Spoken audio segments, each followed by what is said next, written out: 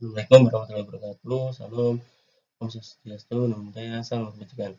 Anak-anak, apa kabar? Semoga kalian selalu dalam lindungan Allah SWT, Tuhan Yang Maha Esa.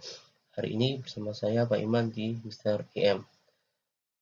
Pada kesempatan ini, kita akan membahas materi kelas 11, bab 5, yang berjudul Ancaman Terhadap Negara Kesatuan Republik Indonesia. Namun, sebelum kita membahas materi hari ini, kita berdoa terlebih dahulu agar belajar ini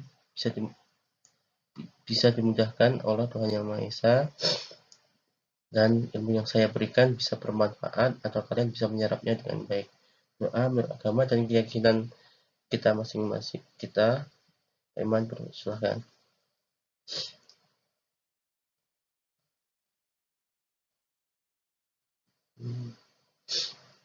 Amin. Berdoa selesai.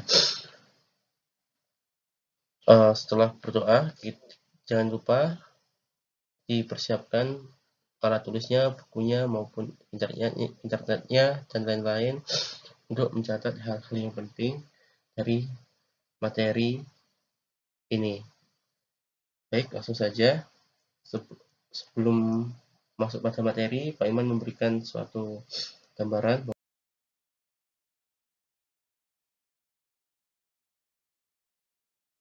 bahwasanya ketika kita belajar materi hari ini, kita atau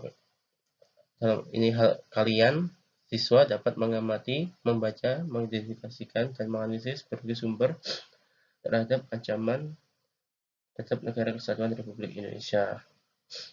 Quote saya, pesan dari saya adalah belajar adalah harta karun yang akan selalu mengikuti pemiliknya kemanapun. Jadi, yang kalian lakukan itu tidak sia-sia, pasti belajar itu sangat menyenangkan dan dapat bermanfaat buat kalian untuk melangkah ke depannya. Itu quotes dari saya hari ini. Langsung kita tahu ya bahwasanya negara Indonesia mempunyai wilayah yang sangat luas dari Sabang sampai Merauke.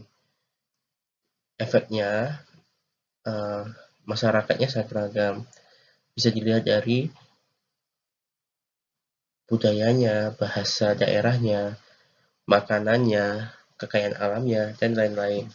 Sehingga di sini Indonesia dapat menjadi magnet bagi negara-negara yang ada di dunia ini.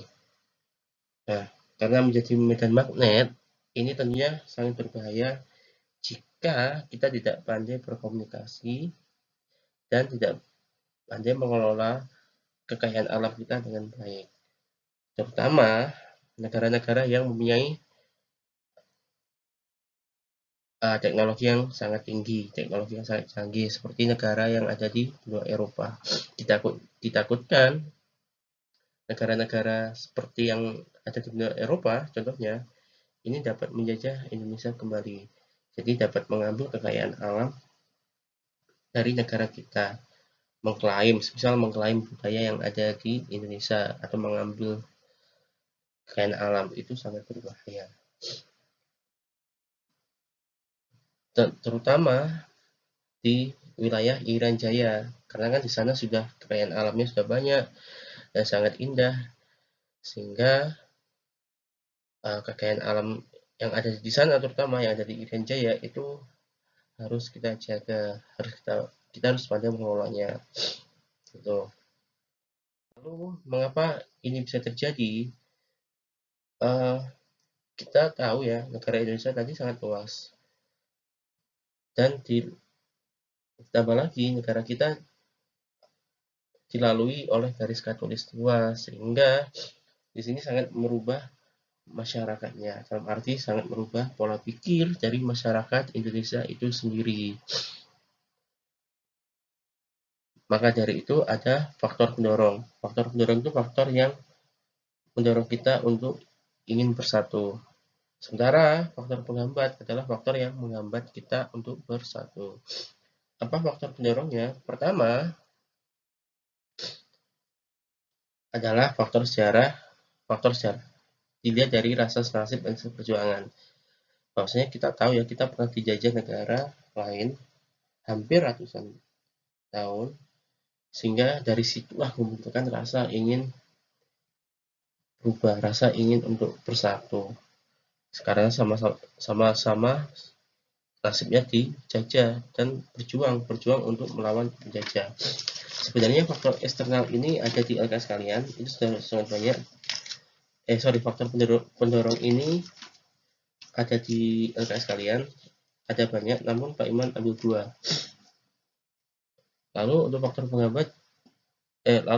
pendorong yang kedua adalah adanya kesepakatan atau konsensus. Kesepakatan ini bahwasanya suatu kesepakatan yang kita wujudkan dan kita tuang di dalam suatu ketentuan hukum negara kita. Semisal ada di UUD, pembuka UUD, itu merupakan suatu kesepakatan bahwasanya kita ingin bersatu. Dan penjajahan itu merupakan hal yang diskriminasi dan harus dihapuskan. Itu ada di ketentuan hukum kita, yaitu di UUD. Ini di LKS kalian sudah ada sebenarnya. Coba Pak Iman mengulas sebentar.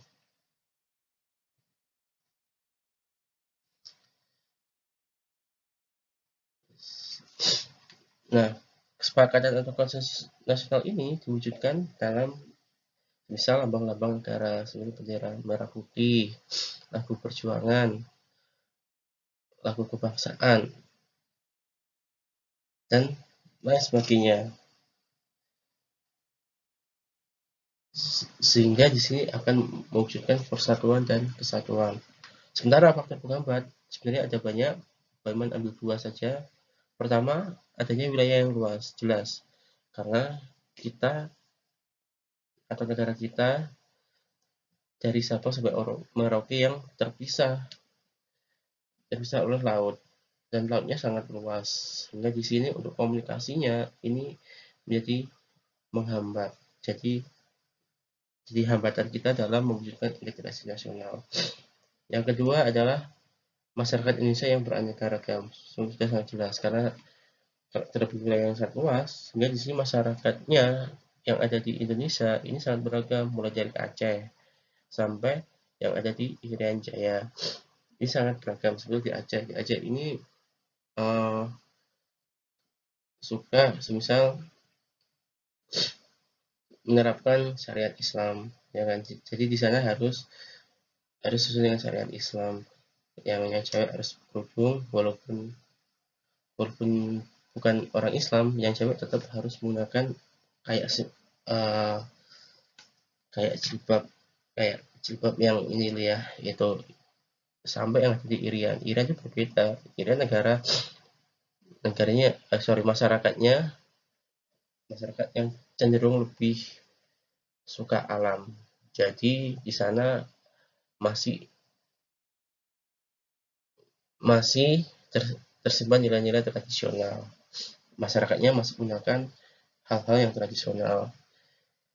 Itu. Inilah dua faktor inilah yang akan menjadi penghambat suatu negara, terutama Indonesia, dalam mewujudkan integrasi nasional. Faktor penghambat ini harus kita atasi, jangan sampai tidak kita atasi. Begitu, lanjut.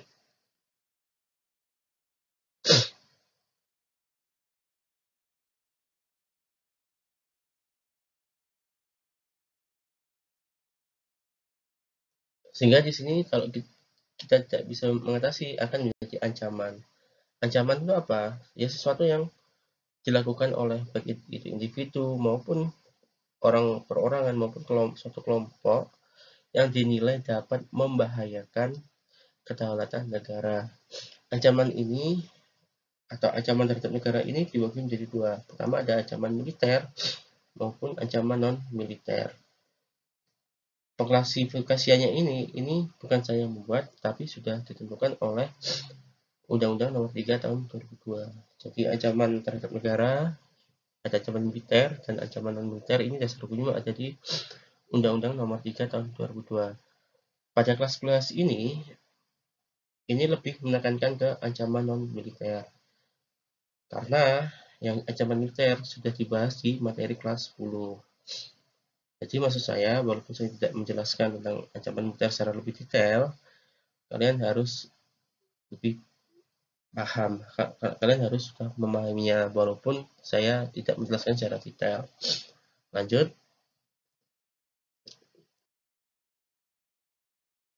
Ini ancaman militer, karena sudah ada di kelas 10, jadi Pak Iman lewati. Nah, kita akan bahas tentang ancaman non-militer.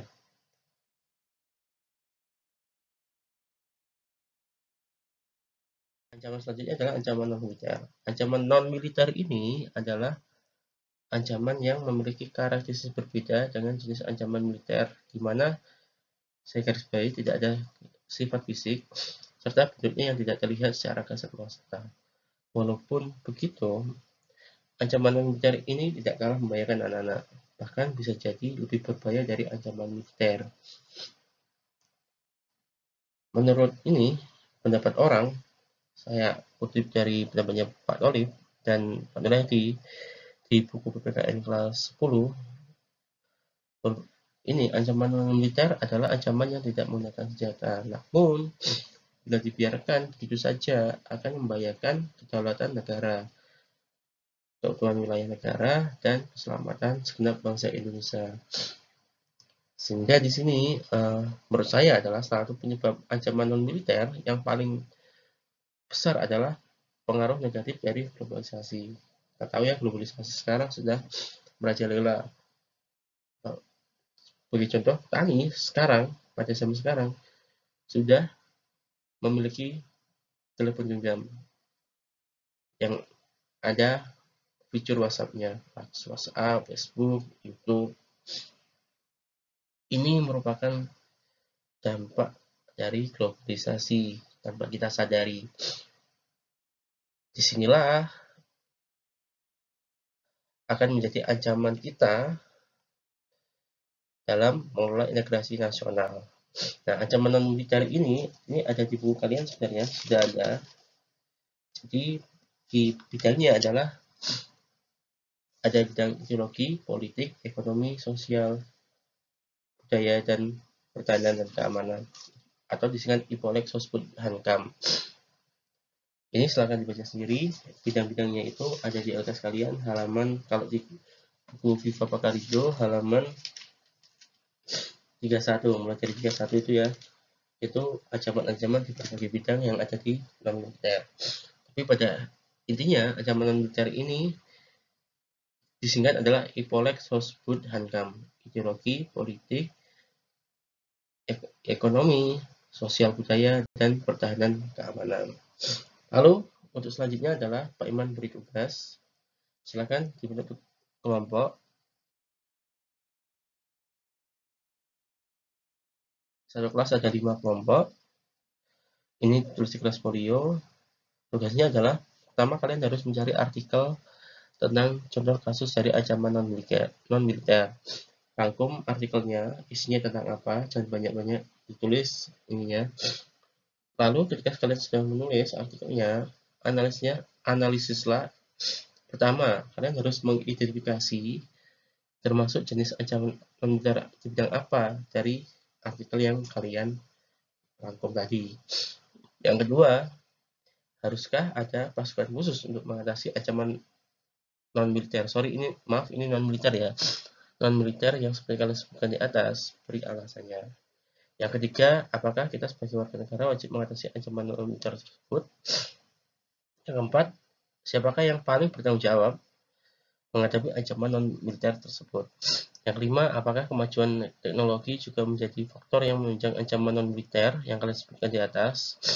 Yang keenam, bagaimanakah peran masyarakat untuk mengatasi ancaman non-militer yang kalian sebutkan di atas? Jadi, analisa ini dari 1 sampai 6 ini saling berkaitan. Jadi sekalian sudah menemukan artikelnya, ya kan? Kalian analisis nomor 1. Itu berurutan. Jika sudah di nomor 2, 3, 4, 5, dan 6 ini saling berurutan. Lalu tugas ini kalian tulis di kertas folio bergaris, dikumpulkan di meja saya. Baik, sampai sini ada yang ditanyakan? Kalau ada yang ditanyakan, silahkan diketik di kolom komentar yang ada di YouTube. Sekian video hari ini. Terima kasih. Akhir kata, wassalamualaikum warahmatullahi wabarakatuh. Salam Om Swastiastu Om. Namo Buddhaya, salam kebajikan. Tetap semangat belajar menuju Indonesia yang cerdas.